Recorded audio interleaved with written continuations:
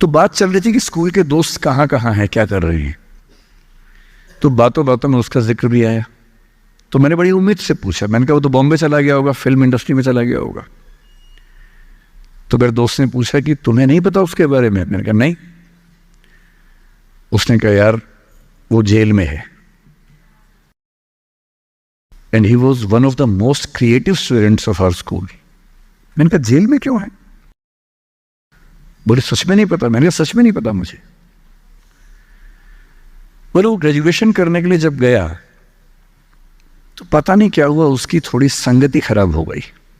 Bad company जिसको हम बोलते हैं, जो इस उम्र में अच्छी लगती है, वही वाली।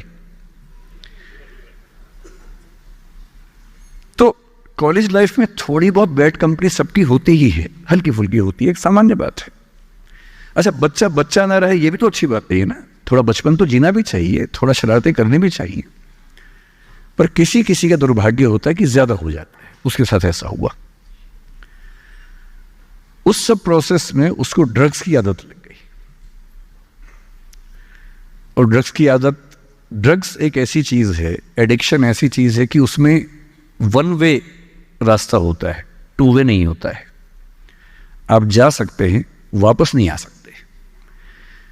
मतलब 1000 लोग जाएंगे तो उनमें से एक आध वापस आएगा, वो भी इतने मुश्किलों से जो ऑलमोस्ट इम्पॉसिबल है। I have seen many such cases. Social welfare department से मेरे कई दोस्त ऑफिसर से, तो मैं उनसे जब पूछता हूँ बताते हैं, मैंने ऐसे लोगों को देखा है 10-10 साल से स्ट्रगल कर रहे हैं एडिक्शन से बाहर आने के, नहीं आ पा रहे, खत्म हो गए हैं।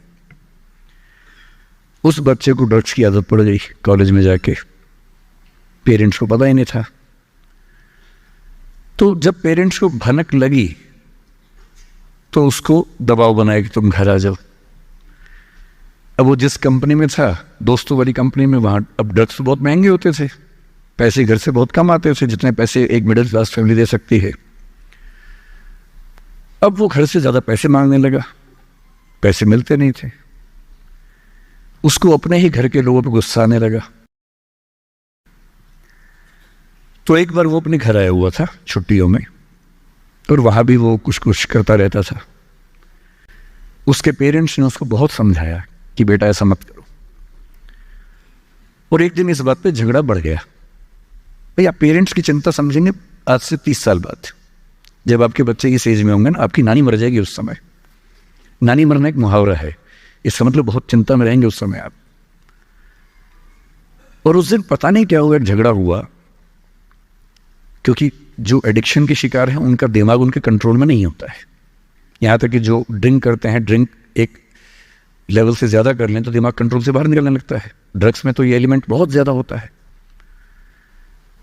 और आधी रात को उसने क्या किया, उसने अपनी फैमिली के 5 लोगों का मर्डर कर दिया। मर्डर। उसने खाने में जहर मिलाया, लगभग सब लोग उससे मर गए। एक मेंबर नहीं मरा क्योंकि उसने खाना खाया नहीं उस दिन, तो उसको उसने अलग से मारा।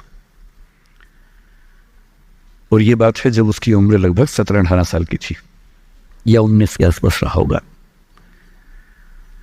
उसके बाद वो जेल गया। मुझे उसके बाद से पता ही नहीं कि क्या हुआ, फांसी हुई या उम्र कैद हुई या क्या हुआ, ना तो मुझे पता है, ना मैं इंटरेस्टेड हूँ जानने में। मैं उसका नाम हम सब जानता हूँ, एंड 1-2 क्लास स्कूल में ऐसी थी कि वो हम आसपास थे, जानते थे, पहचानते थे एक दूसरे को।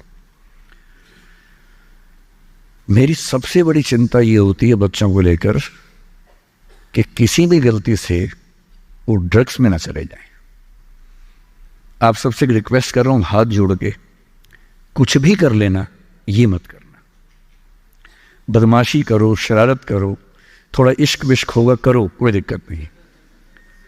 किसी को चीट मत करना, ड्रग्स में मत जाना, क्योंकि इन रास्तों पे जाने के बाद वापसी का रास्ता नहीं है, पूरी जिंदगी खत्म हो जाती है। एक शायर ने कहा है, बस एक कदम गलत उठाता राह शौक में, राह शौक का मतलब शौक के रास्ते पर चल पड़े थे। बस एक कदम गलत उठाता राह शौक में, मंजिल तमाम उम्र मुझे ढूंढती रही।